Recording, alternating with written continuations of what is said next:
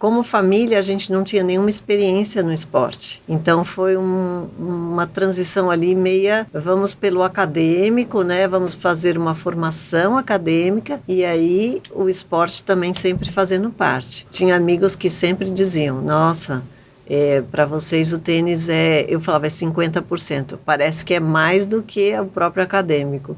Eu falava, vocês se enganam, porque o nosso projeto é realmente ter os filhos na universidade, mas através do tênis. Então, foi isso que foi o nosso principal começo, né, com o esporte. E eu acho interessante isso, porque na sua grande maioria, os pais têm muita expectativa, né? Então, muitas vezes o pai já joga muito tênis e quer que o filho jogue também. E no caso de vocês, aconteceu esportistas, né, até atletas e tenistas de uma família que não tinha, né? O que você falou que você jogava era frescobol, né? Exato. Tudo começou com uma brincadeira na praia. A gente começou com o frescobol e então os dois, né? Eu tenho o Arthur e a Luísa. Eles jogavam para mim a bola e eu jogava para todo lugar. E eu falava, não é possível. As crianças conseguem jogar na minha mão e eu não consigo retornar para elas. E aí eu vim para São Paulo, foi assim que a gente começou, e eu entrei na academia de tênis. E comecei a fazer tênis com meu marido, depois as crianças entraram numa aula lúdica de sábado, e ali começou. E aí começou, quero mais, quero mais, quero mais, e aí a gente foi encaixando, e aí a gente vislumbrou também essa possibilidade da universidade através do tênis, e aí a gente começou a criar um projeto para poder desenvolver o bastante para poder chegar nesse objetivo. E aí o profissionalismo veio vamos dizer, o talento que a Luísa desenvolveu ao longo do tempo e esforço, muito esforço, com certeza. Quer dizer, o profissionalismo é um desdobramento de um desejo. Exato. Havia o desejo, que isso é fundamental. O desejo é a força motriz maior, né? Então havia um desejo, talvez o prazer da descoberta do movimento, do desafio do esporte, e aí foi desdobrando numa prática que culminou nesse êxito. Eu acredito que até a questão criança, né, o adolescente, ele tem aquela visão de que ele pode tudo, e eu acho isso maravilhoso, realmente, no filho e na criança. Então, essa questão, quero ser profissional, mas a gente já entendia de todas as dificuldades, especialmente por vir de uma família não esportista.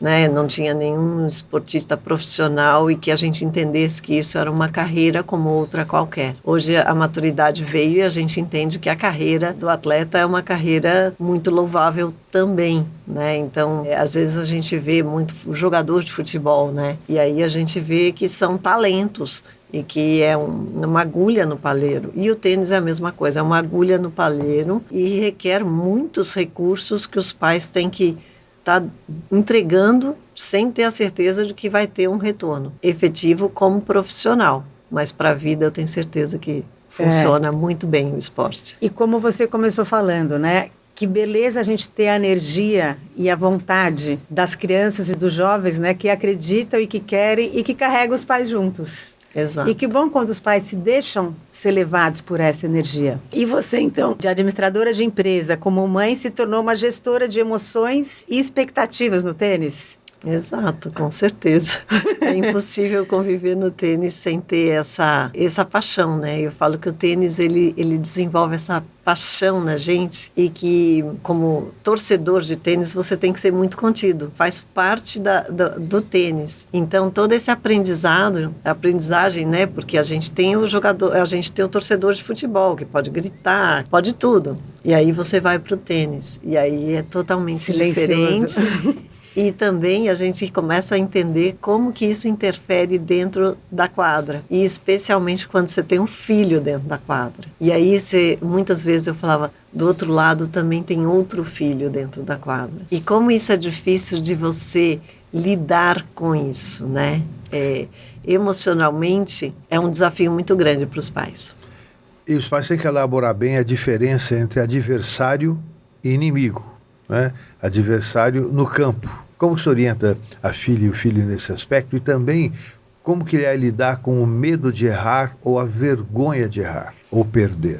O medo e a vergonha vão fazer parte sempre do tênis, né? A gente vê os grandes jogadores, os que estão no topo, especialmente são os que mais sofrem com medo e vergonha. Eu acho que é um trabalho que você vai se colocando na quadra e faz muito parte da personalidade, tudo que você já viveu. Aí, dando uma puladinha, como a forma da universidade entrou, né, pelo tênis, e isso foi, assim, algo que eu considero para a formação de carreira da Luísa foi extremamente importante, porque ali você começa a competir por um time.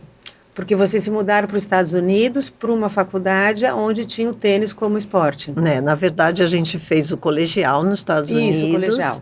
E aí a gente estava nessa academia que ela foi se desenvolvendo e se desenvolveu muito bem a nível de vamos para o profissional direto.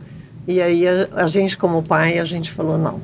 A gente colocou a vida toda, você nunca deixou de frequentar a escola fisicamente, não tem essa opção de não iniciar a universidade, porque é para a vida toda. Isso tinha um programa na época que o atleta que fosse para a universidade podia passar 1 ano e depois ele teria graduação lifetime, a vida toda ela poderia retornar. Então ela ainda está nesse ponto e eles sempre gostaram de estudar. Então isso não era um problema. O problema era conciliar o tênis e a escola. Então quando forma o time, você começa a jogar não só por você. E aí cria um propósito.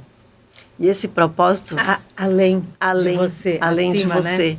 Você tem algo a mais a que lutar.